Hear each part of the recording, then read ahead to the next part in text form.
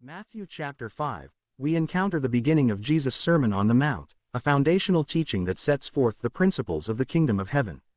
Now when Jesus saw the crowds, he went up on a mountainside and sat down.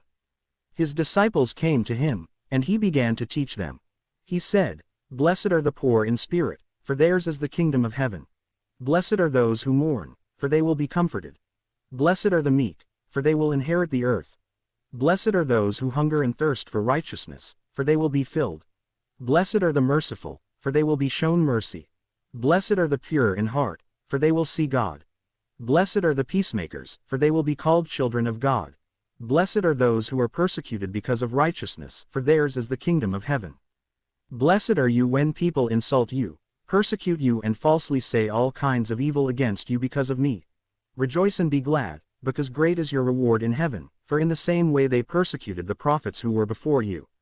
You are the salt of the earth. But if the salt loses its saltiness, how can it be made salty again? It is no longer good for anything, except to be thrown out and trampled underfoot. You are the light of the world. A town built on a hill cannot be hidden. Neither do people light a lamp and put it under a bowl. Instead they put it on its stand, and it gives light to everyone in the house. In the same way, let your light shine before others, that they may see your good deeds and glorify your Father in heaven.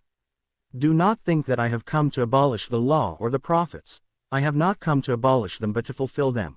For truly I tell you, until heaven and earth disappear, not the smallest letter, not the least stroke of a pen, will by any means disappear from the law until everything is accomplished.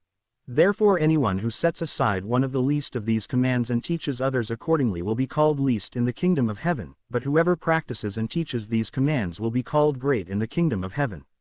For I tell you that unless your righteousness surpasses that of the Pharisees and the teachers of the law, you will certainly not enter the kingdom of heaven. You have heard that it was said to the people long ago, 'You shall not murder, and anyone who murders will be subject to judgment.' But I tell you that anyone who is angry with a brother or sister will be subject to judgment. Again, anyone who says to a brother or sister, 'Raca,' is answerable to the court. And anyone who says, 'You fool,' will be in danger of the fire of hell. Therefore, if you are offering your gift at the altar and there remember that your brother or sister has something against you, leave your gift there in front of the altar. First go and be reconciled to them, then come and offer your gift. Settle matters quickly with your adversary who is taking you to court. Do it while you are still together on the way, or your adversary may hand you over to the judge, and the judge may hand you over to the officer, and you may be thrown into prison. Truly I tell you, you will not get out until you have paid the last penny. You have heard that it was said, 'You shall not commit adultery.' But I tell you that anyone who looks at a woman lustfully has already committed adultery with her in his heart. If your right eye causes you to stumble, gouge it out and throw it away. It is better for you to lose one part of your body than for your whole body to be thrown into hell. And if your right hand causes you to stumble, cut it off and throw it away. It is better for you to lose one part of your body than for your whole body to go into hell. It has been said, 'Anyone who divorces his wife must give her a certificate of divorce.' But I tell you that anyone who divorces his wife, except for sexual immorality, makes her the victim of adultery, and anyone who marries a divorced woman commits adultery.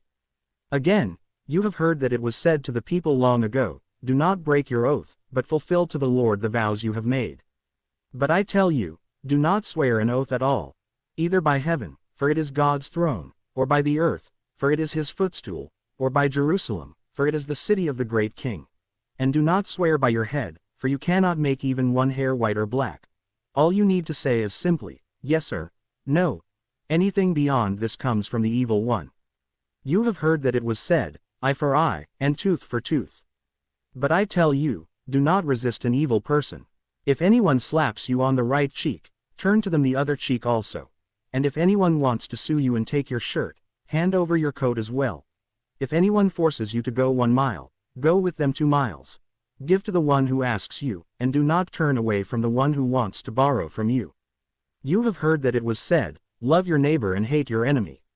But I tell you, love your enemies and pray for those who persecute you, that you may be children of your Father in heaven.